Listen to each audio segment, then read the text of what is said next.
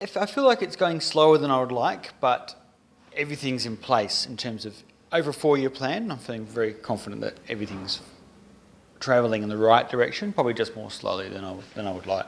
I would say you needed to do something big at the moment. I mean, like the East End stuff is about to go. It's going to go coming to council on Wednesday. It's going to go out for public comment.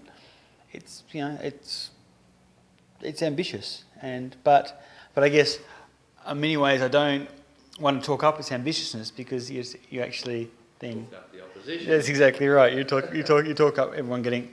I think, oh, maybe we should oppose it because the reality is, we're talking 8 stories in parts of it, which we've never had that before, where everyone's kind of going okay. I guess I want to be a mayor who just gets things done, and if my view is we're getting that done. To be honest with you, this won't go public until after the process is done.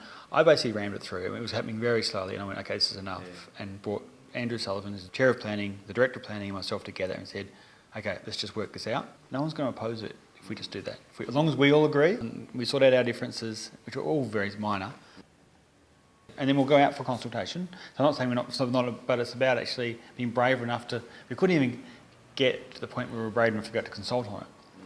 So we're at that point now. It's possible, though, that you need to maintain your political credibility by doing other things that are out there and people appreciate and so on, but they're actually, in a way, just playing the political game for the sake of enabling you to be there to do the kind of thing that you've just done. This month we've advertised for 6 new working groups, one of which is on climate change, one of which is on key city site redevelopment, South Terrace, about closing, revitalising South Terrace and closing that, and I think on, I forget what the other ones were. But anyway, so these are... It was a youth one. Yep, there's a youth one. That. Yep. And I wondered if you were going to actually try and suggest people who should go on it. I should. Won't notice that. That's a good point. I know this is probably not really the point of these meetings, but I'm going to get my pad because I'm not going to remember all these things I'm meant to do. So, yeah, I'll just if I don't write things down, I must say, I mean, what is extraordinary? I have never been this busy in my whole life. It's just great. I do interesting things all the time. I had dinner with the US ambassador last night to Australia. Remember Melissa Parks? He was over in Perth, was he? Yeah. Just a quick visit? Yes, just flying back today. So he spent and had dinner with him, Melissa, and 8 security guards. In case you happen to be a terrorist. It was hilarious. Yeah, well, that would be the same everywhere he goes. Yeah, it is. Yeah, 3 cars. Yeah, they all freaked out. We started in Little Creatures, and I think the security couldn't cope. They moved it to Musselbone because it was just a bit too. They let him have 1 beer, and I went, ushered us out the back door. Nominating people. Oh yes, yeah, musicians, youth who, because you need to take some ownership of that. Yeah, no, that's right, and I have done that around strategic plan and those kind of things. We had a workshop on that last week, which Linda came to. And, I'd like to hear your perspective on that. My general sense was it was good. Lots of people came, and what it was great is lots of people I didn't recognise. So that sense of we're starting to engage with new people was really good, because often you just get the same half dozen. Sorry, probably had 30 or 40 people, I would imagine, Linda, and then lots of ideas. I mean, it was clearly lots of engagement. So we need to see whether all that was basically in line with what we're going to do anyway, or whether it's. But my sense was there was general support for the direction, which is focusing on strengthening Fremantle as a vibrant economic centre with sustainability at the core of that, but also realising that we've got a unique arts and cultural heritage that we should build on, not lose. I just think for me that's what our strategic plan is doing, and that's what we should continue to focus on. But put more resources into that, and probably less into roads and footpaths, which is where most of our budget currently goes. Yeah. So that's going to be the next big challenge, which we should see how. I mean, it's going to be a big one, because what I'm really, what I'm going to say, and I think I have to say, is that if you're going to have a strategic plan that prioritises certain things, and your budget has to reflect that. And that means that if you don't have the world's shiniest roads, then so be it. That's my view. And but the bureaucrats will hate that, because that whole sense of asset management and those kind of things is seen as sacrosanct to them. The biggest change that Spence Havlicek was able to bring to his council, that he got them to agree that they needed to have 30% sustainable transport as their goal. Once they agreed to that, they said, oh, well, that means 30% of the budget, 30% of the transport budget. Okay. Yeah, that's right. That's kind of stuff. It was great while it was just a little strategic goal, but the engineers just went berserk. Yeah. But in no time at all it changed, and they exceeded the 30%. That's great. It's those ways of thinking about it.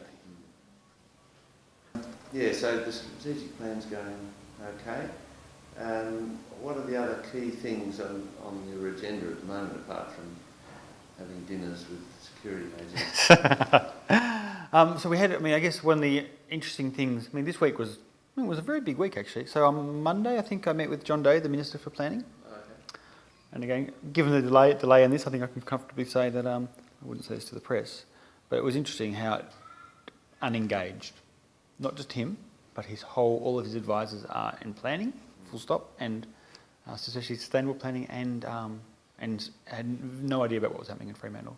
So for the positive part about that was we could actually just sell them a story which said this is what's happening, and Fremantle's very different, and that got through because John Dowson angrily said to me that he saw Day the next day and he said, "Oh, I heard that Fremantle's really being proactive about development now." So John Day said that to John Dowson, and John was like, of course not happy about that, but it is. We are, and that's the whole point. We are. It was that they had no idea anything I was talking about. They had no idea what Three Harbours was.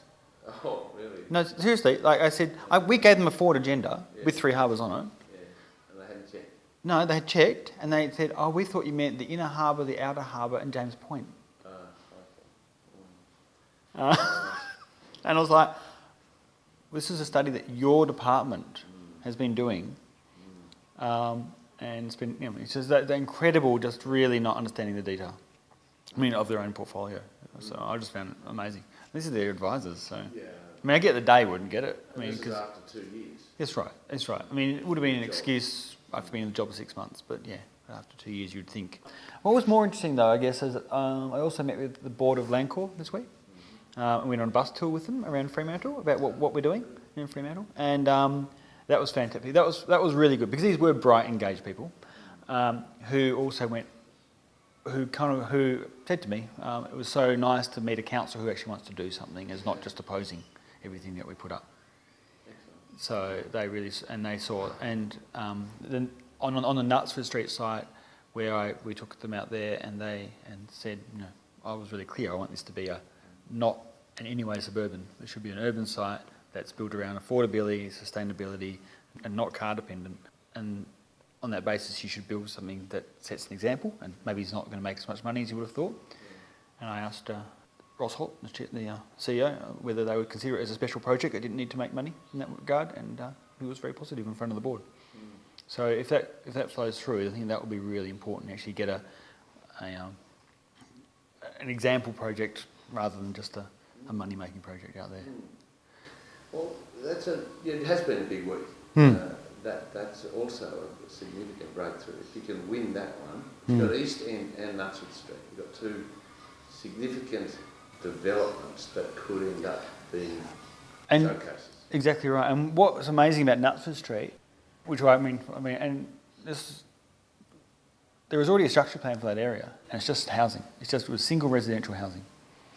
And it was only because council on the other side of Knutsford Street, where we're going to do 4 stories and mixed use, actually made Landcorp rethink their plans and went, well, if council on their own land is going to do that, maybe we can do something more interesting on our own. So they're coming back and of course going through that whole process. So I'm hoping they will do something that actually adds lots of people and exciting spaces. Yeah.